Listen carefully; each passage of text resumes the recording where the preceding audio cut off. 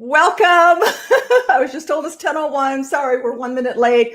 This is Kat Trelinos. And if we haven't met, I am the president, CEO, and visionary of Kat's Home Chat, as well as Tada by Kat, Next Level Staging and Design. And we welcome you today. On today's episode, I'm so super excited to have a beautiful, wonderful guest.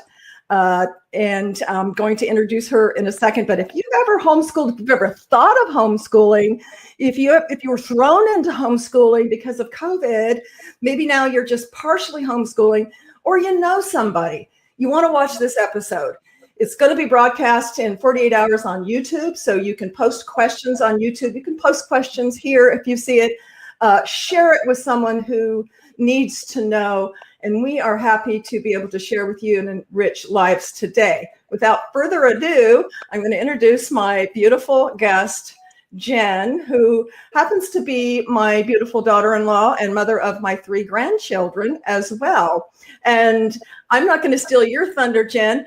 Tell the viewers out there a little bit about you, how you got into the education business. What kind of was your driving factor or passion to want to go and get your master's in education and teach in the school system for 5 years? And then, of course, we're going to segue into the homeschooling that you've done for many, many, many years. So welcome, and you've got the mic. Hi. I think schooling or teaching was something that I've always wanted to do. In fact, my mom found a journal of mine from when I was like 9 years old, and I wrote that I wanted to be a teacher when I grew up. Yeah, so it's definitely something that I always wanted to do. I was an older sister, and so of course we played school at home, and I love being with kids. I love working with kids. I love the art of teaching somebody something new, and that kind of that was a no-brainer for me. I went to school intending on being a teacher. So I got my undergraduate in sociology at UCSB, and then I transitioned into their master's and credential program there. Yes. In fact, you were accepted in a speed program, right? In advance. Yes. Yeah. Yes. So I think she's pretty smart, guys. So. I think, it was 16 months, and it was the credential and then the master's. Wonderful. And how long have you been homeschooling? I know, Lily's going to be 11, right? Yeah. So I've been homeschooling all along, so about 6 years. And yeah, it's definitely been a learning process for us. Awesome. And age is 11, 7, and 9. Oh, yeah, 11. Yeah. So we're going to get into that, guys, because I know, my kids are grown. I've got, beautiful grandchildren, 4 beautiful grandchildren, but it's a challenge, and I know many young mothers, are challenged and have been challenged with the whole being thrown into it with COVID. Is how do you navigate through tiered teaching with the multiple ages? And we're going to get into that, but I want to dive first, Jen, into the misnomers. This is one thing that really, when you and I were having a conversation, was kind of eye-opening to me, which is, what spawned the idea of, gosh, Jen has a lot to share that I think people need to know. And that is the misnomers between the traditional classroom setting versus how you homeschool. And I just feel that many parents are, kind of stuck on that when they're trying to create the homeschooling environment. Tell us your thoughts on that, Jen. Yeah, so I think you briefly said it before, but I taught in a public school for 5 years. And so I can really see the difference between what it's like to teach in that setting, what it's like to homeschool. And we heard it early on that homeschool isn't schooling at home, or isn't the classroom at home. And there's such a difference there. And so I think that's a huge misnomer, is that you feel like you have to set up this classroom, or you need tons of space. And really, you just need a seat and a surface and, some of your curriculum, pencil and paper. And that's really all you need to homeschool. And it doesn't have to be a formal setting. You don't have to, have it broken down like a school day would be. And in that way, it doesn't take as long. So we can be done with school in 4 hours. And when they were younger, we were done with school far less time. So I thought that was definitely for me as a school classroom teacher, that was a huge thing for me, that we didn't have to spend an entire day doing school, and getting just as much, if not more in, because it's, one-on-one or one-on-three kind of. Yes, that's a key point. As you were saying that it made me realize, well, of course you're taking 25, 30 kids in a class. Totally. It's going to take exponentially longer. So now you've got one-on-one, one-on-three, Totally. even if they are varying ages. That coupled with, I want to talk a little bit about, yes, there's tools, there's online digital tools, and no matter where you're watching in the world, in the country, they source and give you some curriculum online, right? But I love the fact that, talk a little bit about how school outside the classroom, like where you take the kids out and identify nature, or that's teaching, that's hands-on teaching, right? One of the, I'll talk about some more misnomers too, but one of the things that we love to do is camp. And so we have an RV or trailer, a travel trailer, and we take it on the road, and we can do homeschool on the road. And so we visited Mount Rushmore, and this year in our curriculum, we're learning about U.S. history. So last summer we visited Mount Rushmore and some of the national parks, and it's just a beautiful thing for them to learn about it, but also see it firsthand and have that experience. And we can do that all the time, whether it's, we're learning about birds, we can go look for birds, or we can go on a nature walk, or, so much of life. Absolutely. And even if you don't have access to go out to Mount Rushmore or what have you, right. You've got a backyard or a porch or a absolutely. corner store, identify fruits. There's Absolutely. so many different ways, right? No matter what your life and lifestyle is, that you can educate in a real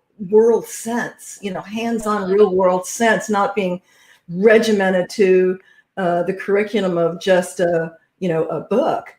Yeah, absolutely. And I think what we were talking about before is that, how you were saying a lot of people were pushed into homeschooling during COVID and everything. I think a huge misnomer as far as that's concerned is that you have to be an expert to teach. And you and I were kind of talking about this. Yes. Yeah, you kind of, once you start homeschooling, you grow with, not only do you grow with your kiddo, but there are just so many resources, as you say, out there where, you can find more information on things these days. And the curriculum provides you with teacher talk and things like that, where you don't feel as, I guess, isolated. Yeah, absolutely. Yeah. Wonderful. And I want to talk about that in the different age groups, particularly that you have, maybe, preteen, older grade school, and even, kindergarten, because I know that, your youngest, you started in kindergarten, or actually even earlier. So let's talk about, I know it's a little bit, probably still on the misnomers. Maybe it was kind of an aha for me when we were talking, Jen, is how, and this is not to put down the school system or teachers. We love you, teachers out there, whether you're home teachers or, school teachers, we love you and appreciate you. But unfortunately, in the school system, just the way it's set up for so many one teacher to so many students, there's an agenda and a curriculum. And I know, I had a educationally challenged child that, the system wanted to push them through, and they didn't know how to teach, visually, in other ways that would, right. Because every student doesn't learn the same. Absolutely. Right, Jen?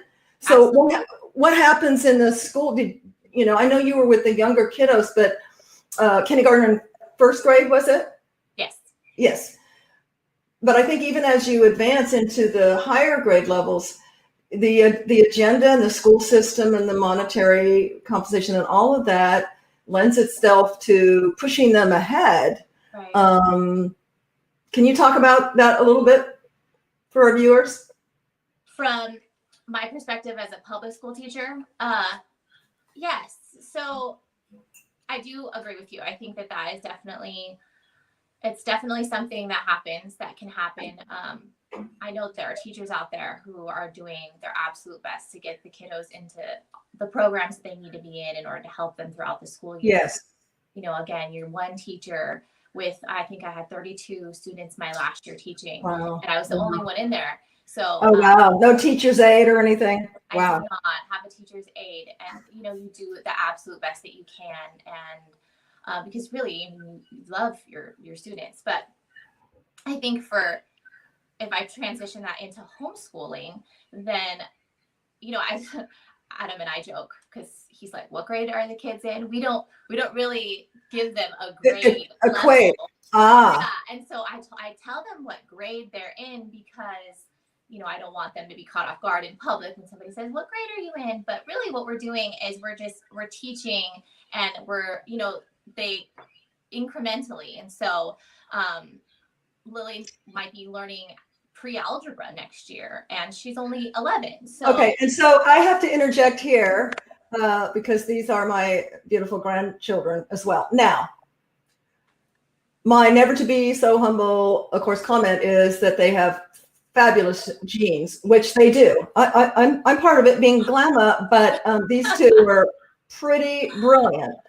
So we had some good genes going on. However, I strongly, and I believe in my heart that the homeschooling that Jen and Adam have implemented has accelerated. I've seen it, you know, since day one, and they are so advanced. It's mind-boggling, and I guess that's one of the reasons, Jen, that propelled me to want to have you on the show, because I really believe the power of what you guys have been doing has really advanced the children.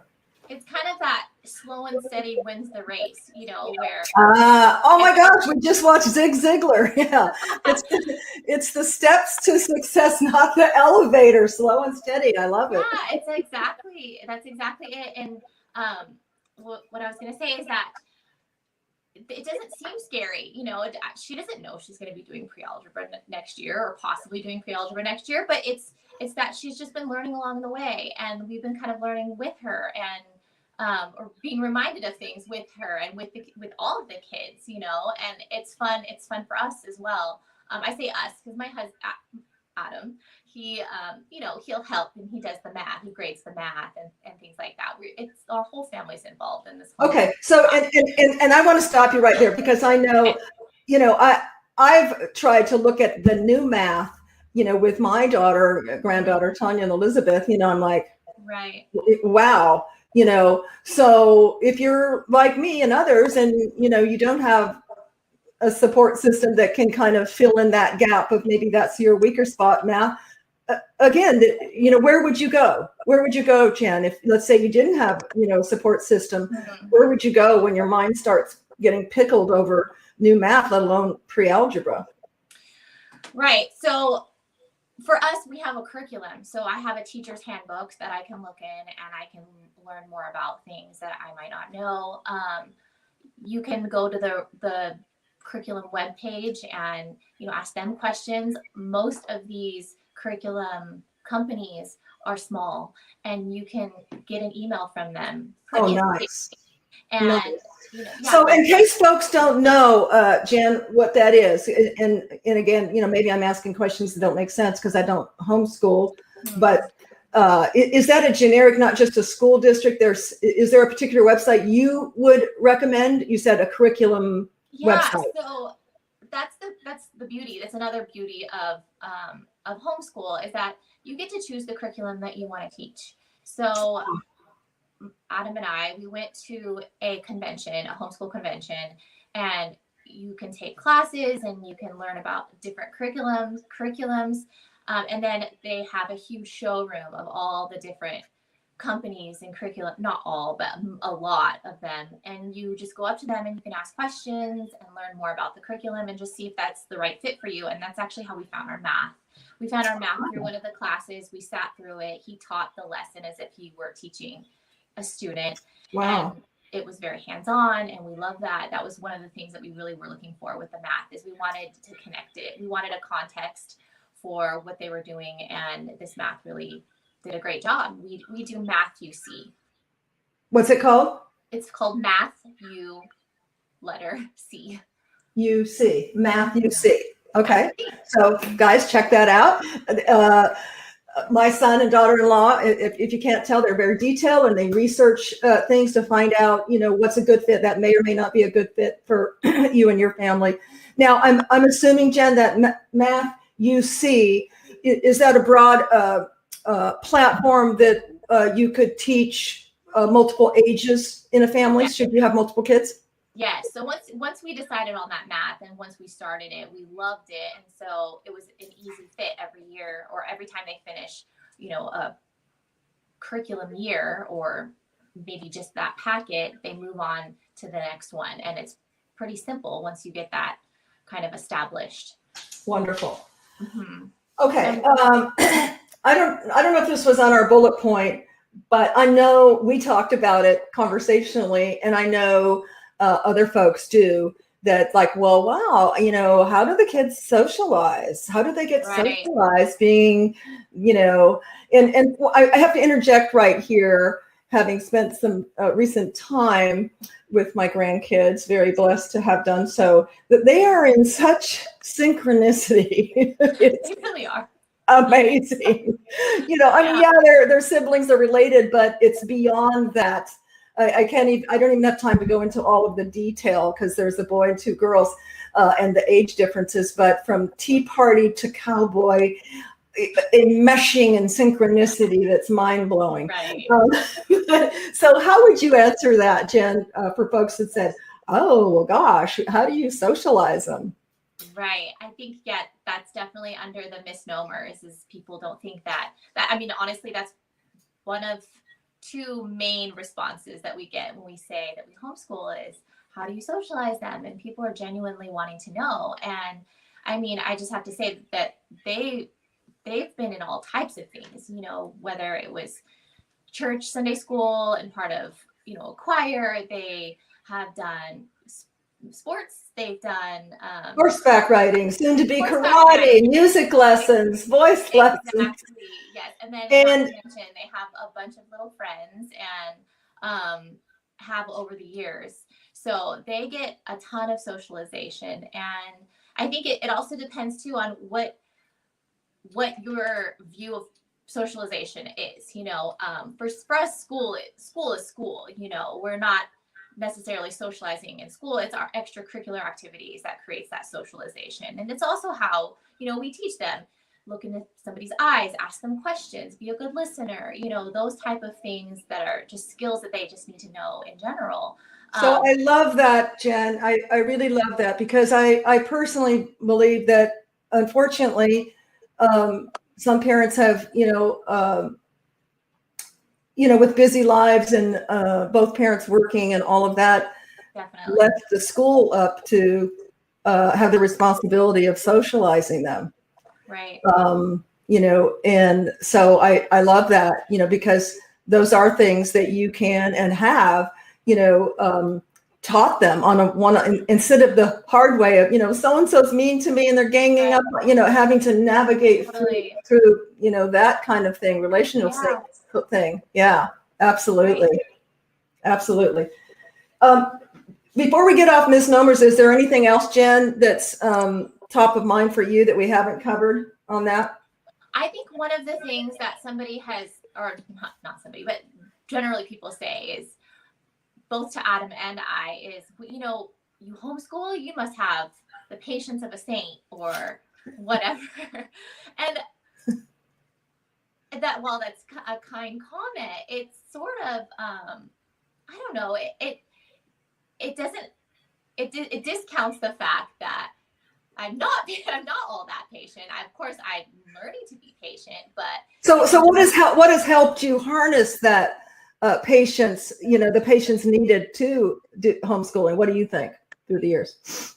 Well, I think it's just, I guess, self-control, and also teaching my kids to have respect for others, which helps with, patience as well. So we learn together, it's like when somebody says, oh, your kids are so well behaved. Well, there was a lot of work put into that beforehand to get them there. students that are well behaved or kids And that are well behaved. and I want to say routine also. I mean, I was so impressed in our recent visit when, number one, they use their inside voices. I didn't even know they were up. They've been, I can see they were trained to do that. And secondly, they had, one of them was to empty the dishwasher. The little one was to feed the dogs. And I don't know what the other is, but they had their list of things that they're to do before you all even get up.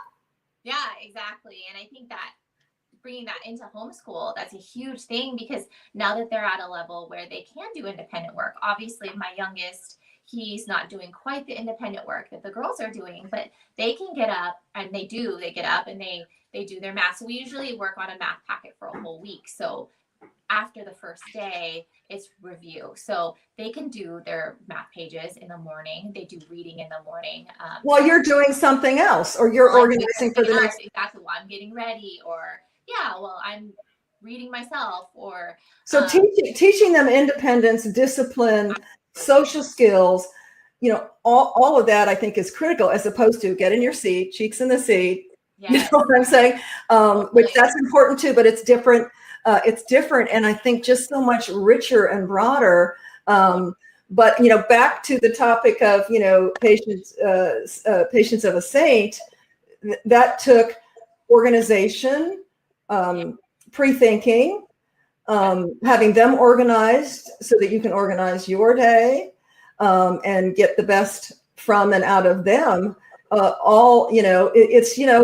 It's prep, right? And painting, it's the prep work, Yeah, and it's the amount of time you're sitting there. It's not taxing. I mean, of course it can be. You might be working through something and they might not be getting it, and that can be frustrating for everybody. But it's not a taxing day.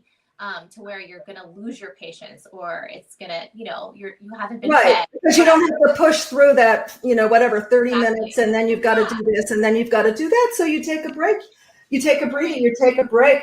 So that flexibility, that's amazing. Yeah. And you say, we're going to work on this for another 10 minutes, and then we're going to come and revisit this tomorrow, and we'll revisit this until you get it, and that's also another beauty of homeschooling, that you can work on something. You can take some time and work on something they might be struggling with and give it more time. I love that, because we're all human beings with different human dynamics, even as adults, Right. Sometimes, I'm just going to shut this down and go away from it, and then come back, You don't overtax the, the frustration level. Yeah. I love that.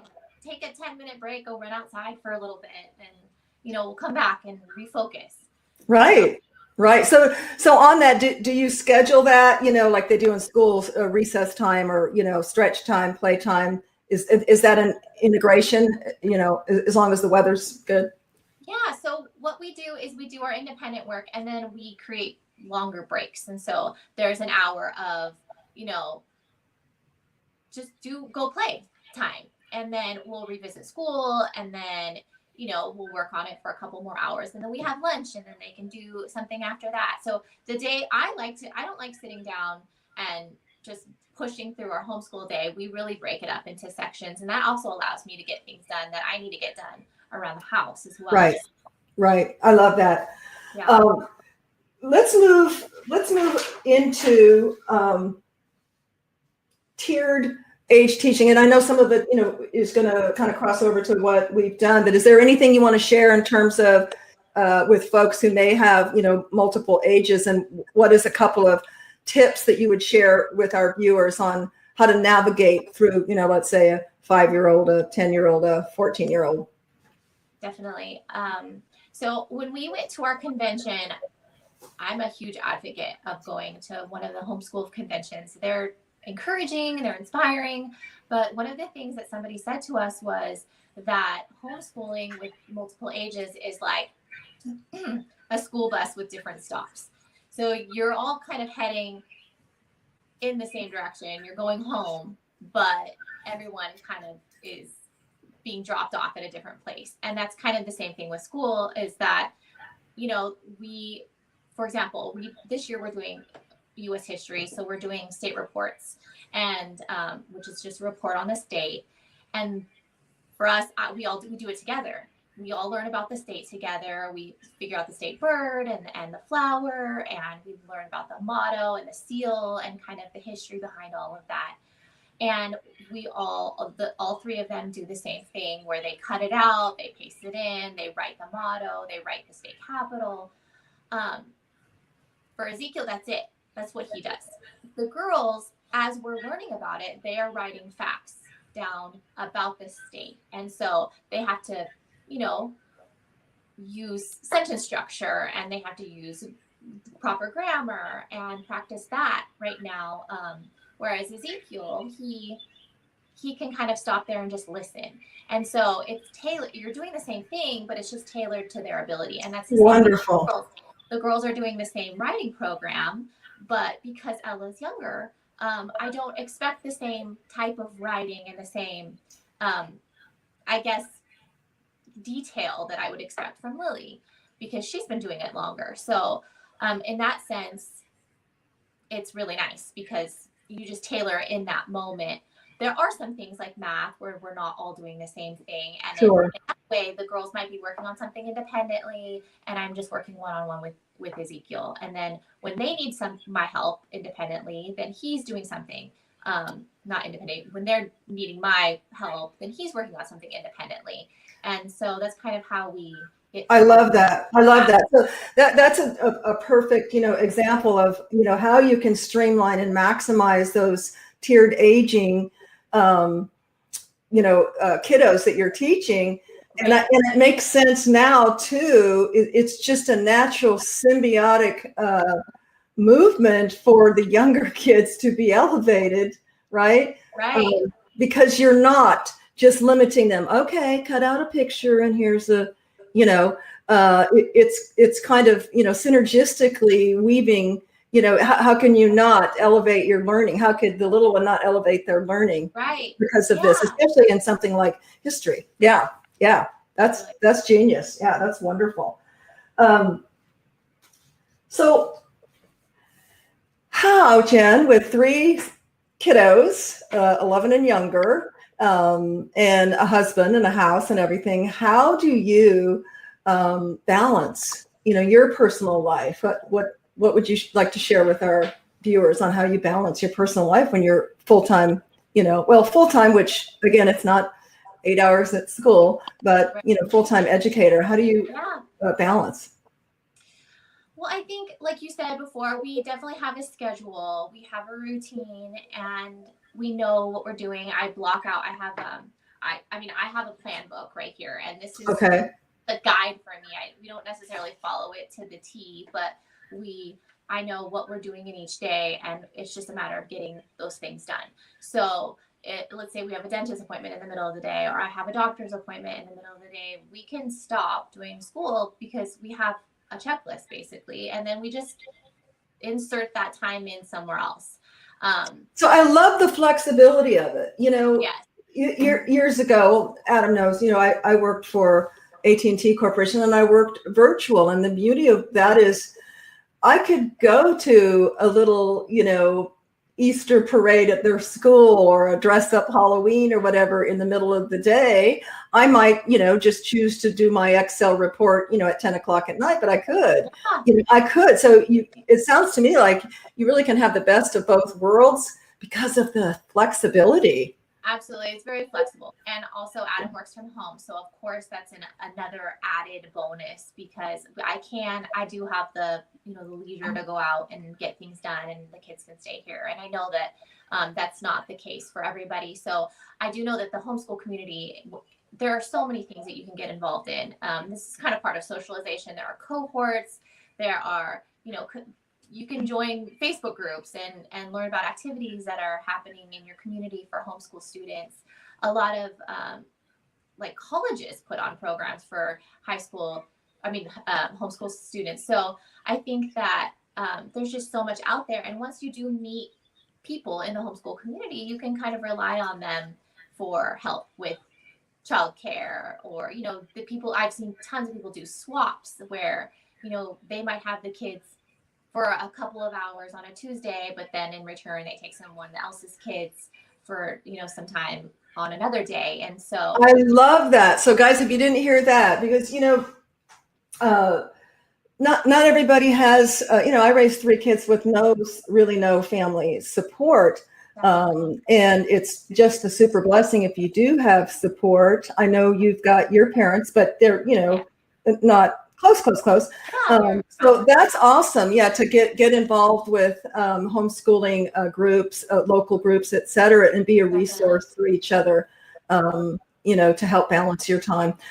Well, speaking of time, we are right at a little bit 10:32, and what great information. Thank you so much, Jen, for I know you had to get up early where you're at in the country a little bit earlier, and I thank you for that, and thank you for sharing. I know this was not, as you said, in your wheelhouse to be on camera, but I really feel that folks who need to hear this will need to hear this. And I'm so happy that you're able to share and help to enrich, even if it's one person's life. And if you're watching this and you have a need or someone else, please share it and pass it on to someone who could benefit from it. You can go to our YouTube channel, Tada by Kat, TADABYKAT, and there will be a replay. You can post questions. I can't see because we're streaming on 2 sites right now, so I can't see if there are questions, but if there were, we'll go back and address them. And you can also post questions on our YouTube channel. We upload a new guest that has wonderful information to share every week, unless have to do a replay, and then you'll get a repeat. And I just want to tell you, as always, stay positive, stay hopeful, and stay connected. And thank you so much for connecting with me and Jen today. And thank you, Jen, so much for being my guest. It was a privilege and a joy. And we'll see you next week, everybody. Thanks, Jen. See if I can hit the right button here.